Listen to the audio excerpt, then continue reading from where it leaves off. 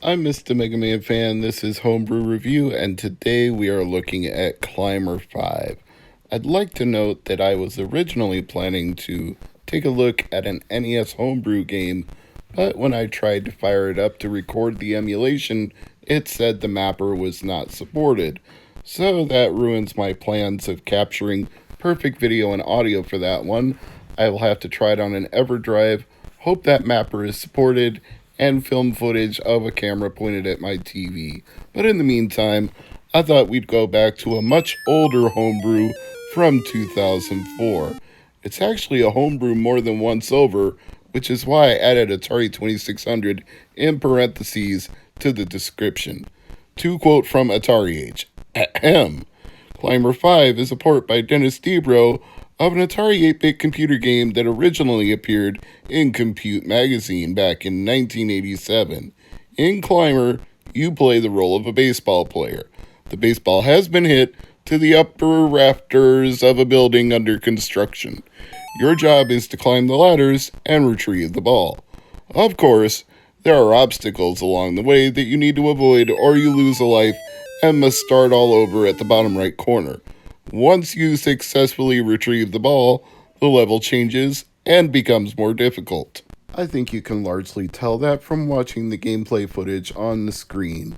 As you can see, the obstacles referred to in the description are beams of light, or perhaps they're security lasers, but either way, they sweep across this building that's under construction, and if they hit you, you die immediately. Like, not even one pixel of it can touch you or you're toast.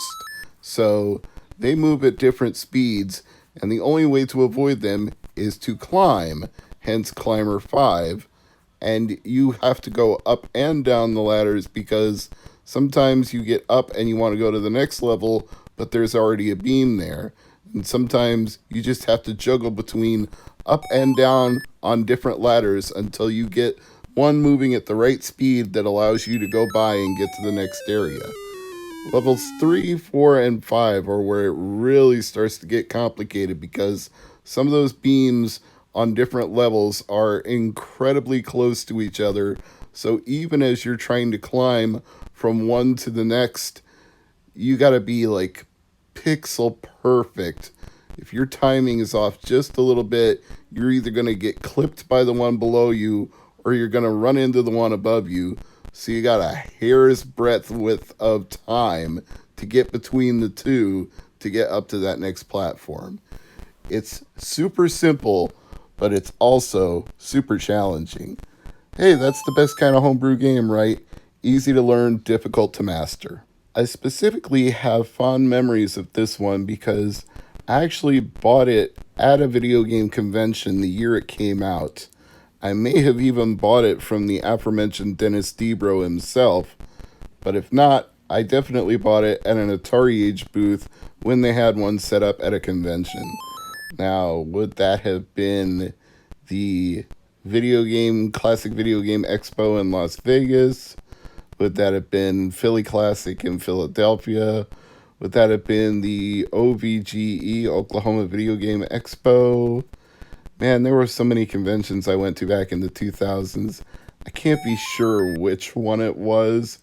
I just know that I actually bought it at a convention from the Atari Age booth, possibly from Dennis himself. But either way, that made it loom large in my memory because those early homebrew games that I bought for 2600 back when there really weren't that many homebrew games for anything stand out.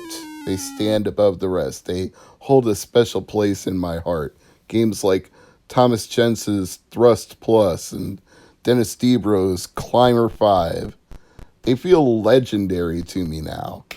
I suppose that doesn't really add up if you're into much more modern homebrews or just new to the homebrew scene in general, but back in the day it was kind of magical to have this old Atari VCS from the late 1970s, early 1980s, and think, oh my god, I can buy new games for this. I don't have to look for used games.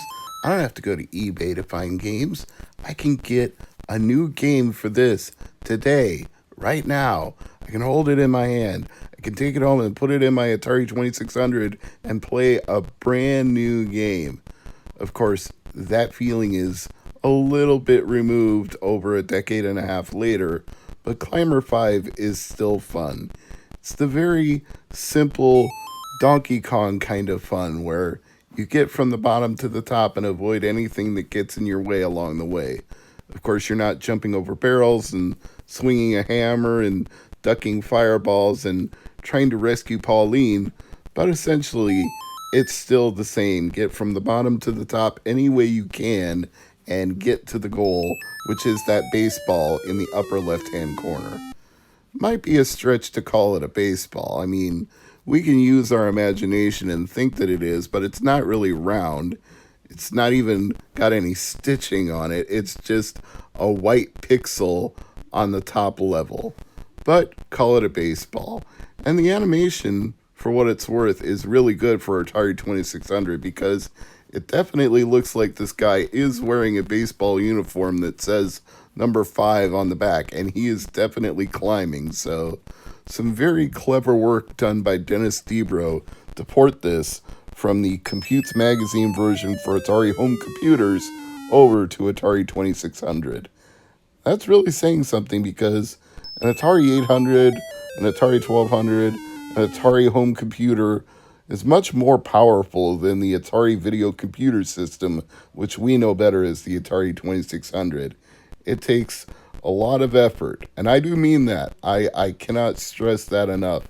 A lot of effort to squeeze a quality game with good sound design and well-animated graphics into the limitations of an Atari VCS, and anybody who can do that should be applauded for it.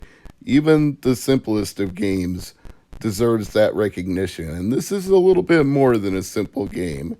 It may lack music, it may lack some of the frills that you would expect from modern games like parallax scrolling and all sorts of musical accompaniment, but it's a good basic game that does what it does really well and challenges you every step of the way. Just when you think you've got one level mastered, the next one changes up the pattern of the ladders, the pattern of the beams, the speed that everything moves. You can't get into a groove because it constantly flips the script on you and makes you learn to do something new. Speaking of something new, they did something new with this when they released it. They did a label contest.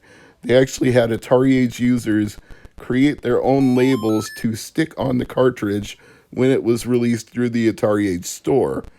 The contest was won by Jason Dvorak, or maybe it's Dvorak. I don't know how he chooses to pronounce it. Maybe it's like the composer, but his design is on all copies of Climber 5, and Climber 5 is still available today. That's right, you listening to me right now can go to atariage.com/store and you can buy a physical copy of Climber 5. It's available right now, and it's a loose cartridge, but it comes with a 16-page full-color manual, and that manual has a 4-page comic in it as well. So it's not complete in box, but it's more than you get with a lot of homebrew games. Thanks for watching.